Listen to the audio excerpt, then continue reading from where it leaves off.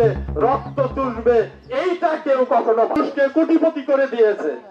কেন এটা ভাবে যে গরিব মানুষকে শোষণ করলে, যে এই অঞ্চলের মানুষ যখন মানববন্ধনের আগেও করেছে 2 বছর, আবার যেন জনবিমুখ হয়ে ওই স্বৈরাচারের হাতে আবার না। বাংলাদেশের কমিউনিস্ট পার্টি জামালপুর জেলা কমিটির সংগ্রামী সভাপতি বীর মুক্তিযোদ্ধা কমরেড মুজাহিদুল হক, যিনি দীর্ঘদিন এখানে উপস্থিত আছেন আমার সাংবাদিক বন্ধুরা।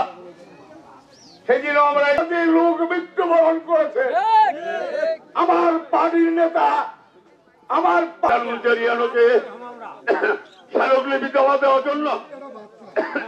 আসলে 4 বছরের আগে আন্দোলন, 4 বছর আগে এই জায়গায় আমরা কোনো লোক সমবেত হতে পারি নাই। আজমের আইনে ঘর থেকে বন্দী থেকে বাঁচার জন্য আজ আমাদের যতগুলো হয়রানি এবং অত্যাচার করেছে আপনাদের মিডিয়া ভাইদের জন্য আমরা আশা করি আপনারা বর্তমান কেয়ারটেকার সরকারের কাজ পর্যন্ত যাতে পৌঁছিতে পারে, আমাদের একটা কৃষকদের যেন এই স্বৈরাচারী মুক্ত থেকে আমাদেরকে কইরা খাওয়ার মতো কিছু করে দেন, এই আশা ব্যক্ত করি। আমার আসলে বক্তব্য দেওয়ার মতো কিছু নাই।